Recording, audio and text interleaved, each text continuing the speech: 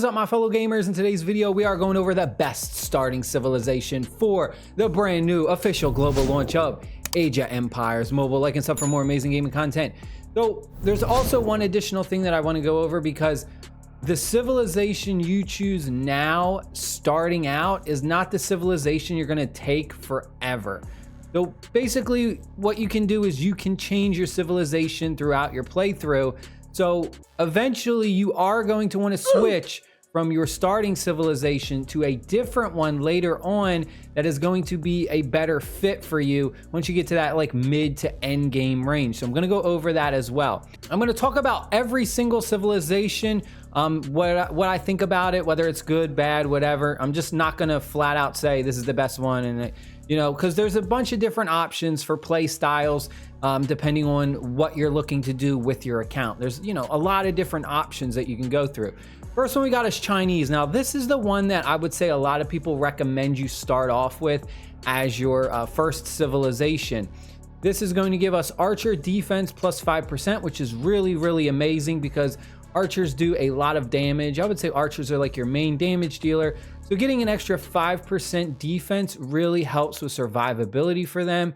Also, the villager capacity helps out so much when you are first starting off. Villagers are really important for your early game, being able to go ahead and increase the production for your resource buildings.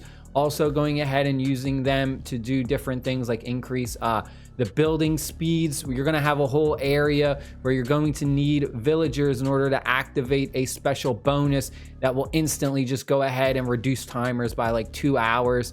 You'll see it once you get to that point, but villager capacity is very important. Now the walls durability, this isn't that important. This is probably one that I would say is a, you know, it's meh for early game. This only really comes into play if you're in a very aggressive early game server. So if you're in a server where people are constantly doing battles very early on, then this would kind of help out. Otherwise, the wall's durability doesn't really help you out that much unless you're getting attacked. This is the one that I would say is one of the best options, or one of the better options for choosing first. But I definitely would say eventually this is one that you could change out of. So mid to end game, I wouldn't keep Chinese like forever, because there are some better options for mid to end game. Next one we got is the French. We get cavalry defense, which is pretty strong, resource exchange rate, and then we get gathering troops defense. This one is kind of someone who's going to be a little bit more of a like farmer and play defensively because of the resource exchange rate. The gathering troops defense can be good if you're going to be farming a lot, like going out and gathering, and you feel like your people in your server are going to be tile hitting you a lot, then this can kind of help out. But this is one that I think is like one of the weaker civilizations, because I think there's just better options. Next one's going to give us bonuses for swordsman defense plus 5%.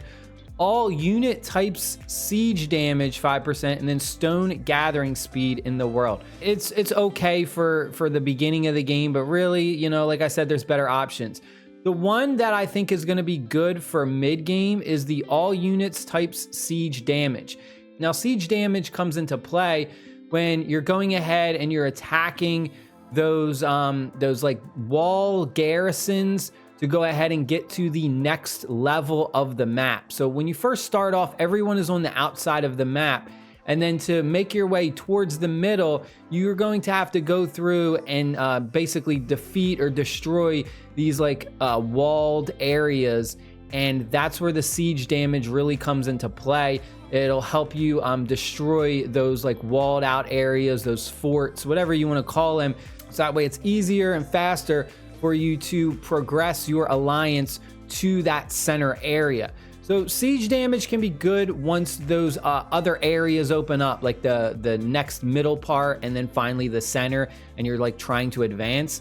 And then swordsman defense can definitely come into play. Next one we got is this one. We got the Romans, pikeman's defense 5, healing speed, and villager boost to buildings production.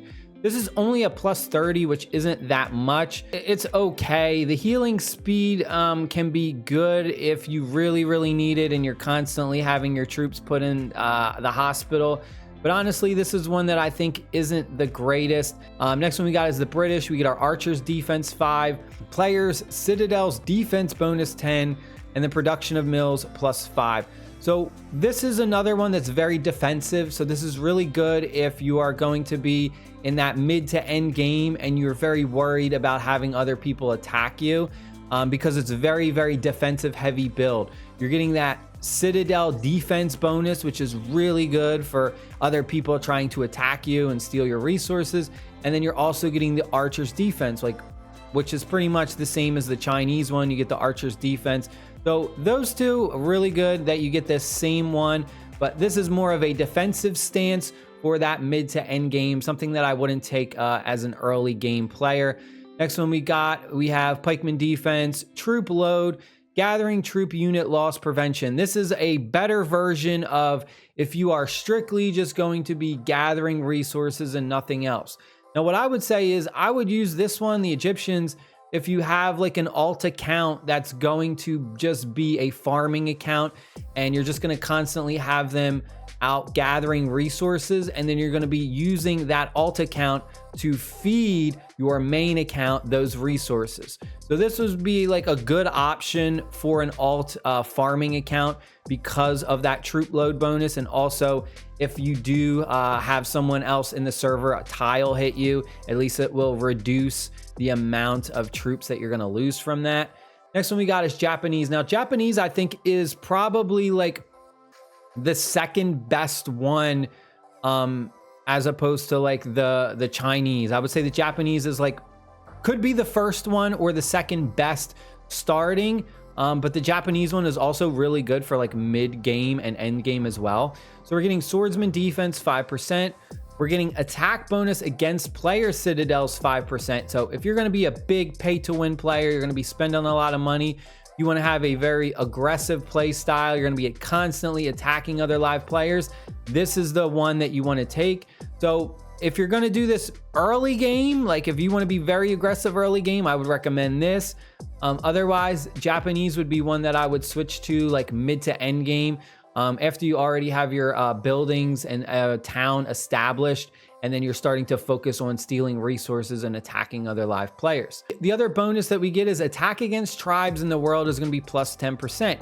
Now this can be pretty good early game as a new player. However, I feel like just building up your base naturally, you're going to really be able to destroy the tribes fairly easily. So this is something that I think is another pretty viable option to choose starting out because of that. However, like again, early game, you're probably not going to be attacking other people. So this bonus kind of like is going to be useless unless you are attacking. So that's where kind of like the Chinese comes into play a little bit better for early game as opposed to this one, unless you have an aggressive play style. So it really depends on how you're going to approach this game.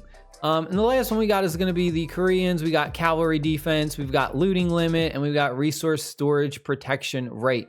This is a little bit of a weird one because like we are protecting our resources, but we're also able to go ahead and loot more. So this is going to be good for an account, could be an alt account that you just want to stash tons and tons of resources in. So what I would do is I would have this as like an alt account and put the civilization for Koreans. And what I would do is I would attack somebody with my main account, zero them, make sure they don't have any troops.